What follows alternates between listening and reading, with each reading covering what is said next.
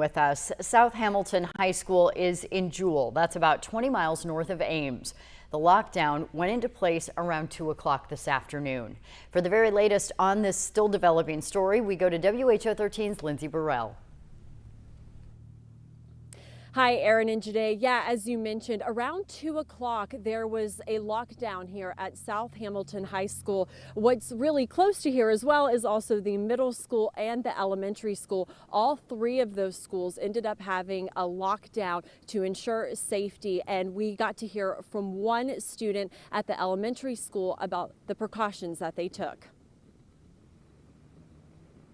We basically, we grabbed us, 3 of the tables and we barricaded the door so no one could get in. And then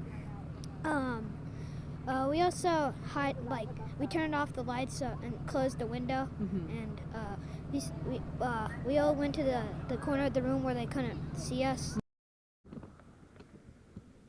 Now we are still here on scene of the high school. Here's what we're going to kind of paint the picture of what things were like. When we first arrived on scene, there were a ton of police presence, a lot of parents staking out ready to get their children. We got here right as the lockdown was uplifted, and we've been hearing from parents as well that they had gotten emails from the school, all three of the schools, saying that there was a lockdown. They had been waiting, and that the lockdown was then lifted a short time later, and they were able to get their students. We were able to talk to a few of the high school students, and they've been telling us that this was a social media threat, that they had heard of a threat of social media, that the school went on a lockdown. A lot of the kids actually thought that it was a drill because recently they had just gotten a new security system, but that after time had went by, they had noticed that things seemed more serious and that they were thinking, okay, this isn't a threat.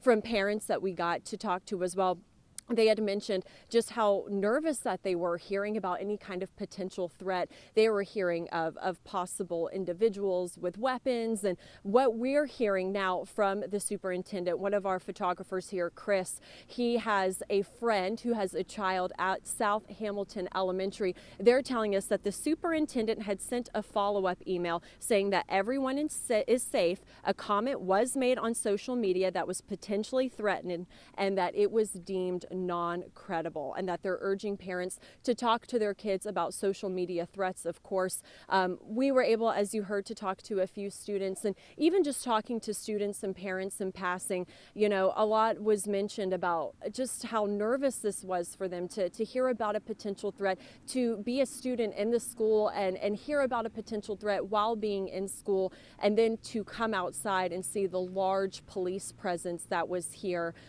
They said it was eerie, and it was hard to see. Little kids mentioned, oh my goodness, all of the police that was here on scene.